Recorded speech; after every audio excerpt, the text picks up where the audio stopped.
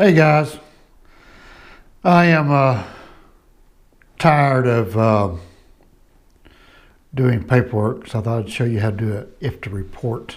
Take a little break and make a video. So, filing your IFTA taxes is real easy. For you non-drivers that don't know what IFTA is an International Fuel Tax Agreement. Running a commercial truck on the road, we are required to pay fuel taxes for every mile we run. You guys driving cars, you buy your gas, you pay the tax on the gas, and that's it. We also have tax on the fuel, plus a mileage tax for every mile we run in each particular state, and it varies from state to state. So how I file my fuel taxes for you owner-operators that don't do your own fuel taxes, it's real simple. It's amazing how easy it is. So what I do is I have this notebook and I manually record my state's mileage. When I enter the state, the mileage is recorded from the last state that I entered. Say like I entered Tennessee, the mileage would be 111. Well, I left Tennessee, the mileage would be 345. So if I left Tennessee and went into Ohio, the mileage would be 345 at the beginning of Ohio. And then, of course, you can't get from Tennessee to Ohio, can you? But anyway, it doesn't matter. So you see what I'm saying. So, and plus then I write down each highway that I traveled on in that particular state. Now, that's the old school manual way of doing it. A lot of guys will use their GPS device. Nowadays, the e-logs can do it. All different sorts of tracking methods. If you ever get audited, the auditor will be more impressed with your physical numbers off your odometer. So then what we do is we take all those numbers, and we put it into our program. And in this program, we will, I use the BCO Biz Manager from Fogline Software. So it's a real in-depth program. So this is a particular run that we have. So first thing you do is you input your fuel that you bought. We bought fuel on 10/17, and we got the quantity, the cost per gallon, and the total.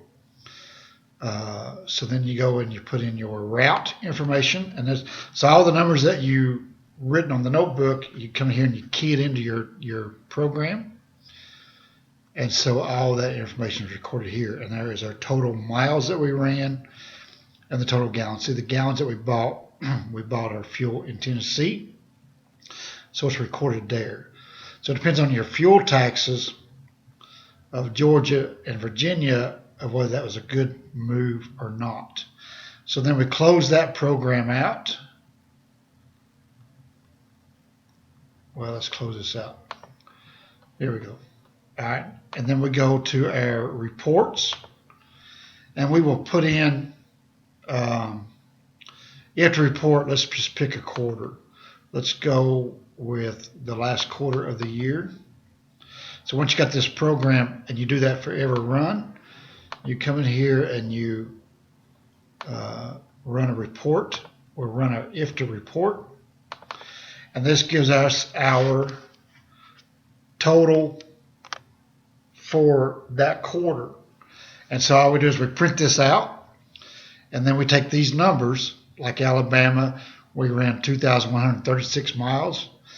We did not buy any, we bought fuel here in Alabama. So then we'll take that and we'll put that data into our, unfortunately I cannot show you our state's website because I've already filed my IFTA.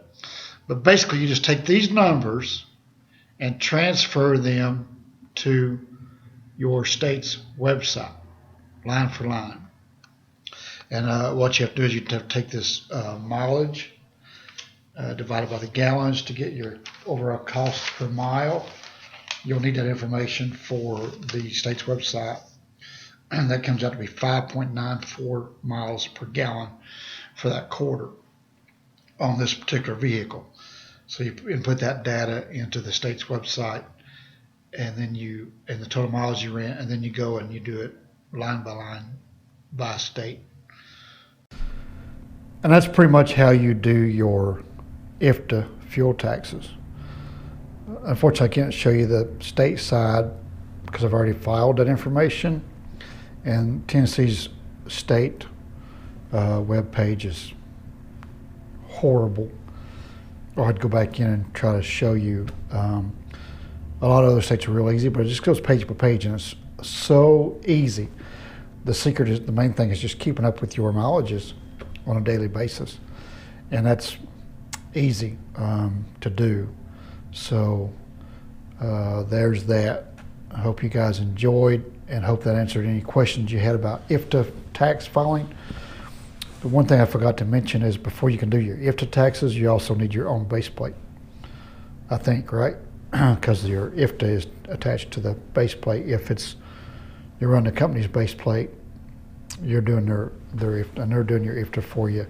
And also, this was as a leased own to a company driver, like me being leased to Landstar. So therefore, you don't have to do your Kentucky, you don't have to do your New York, and you don't have to do the Oregon, because the company, well, at least with Landstar, they filed that for you. Now, once you get your own authority and you do all of it, then you have to file Kentucky's quarterly as well. I don't run Oregon anymore, so I don't know how to handle Oregon, and I haven't been to New York yet. I think New York, I'm not sure how to do New York, because I don't have the New York cut sticker.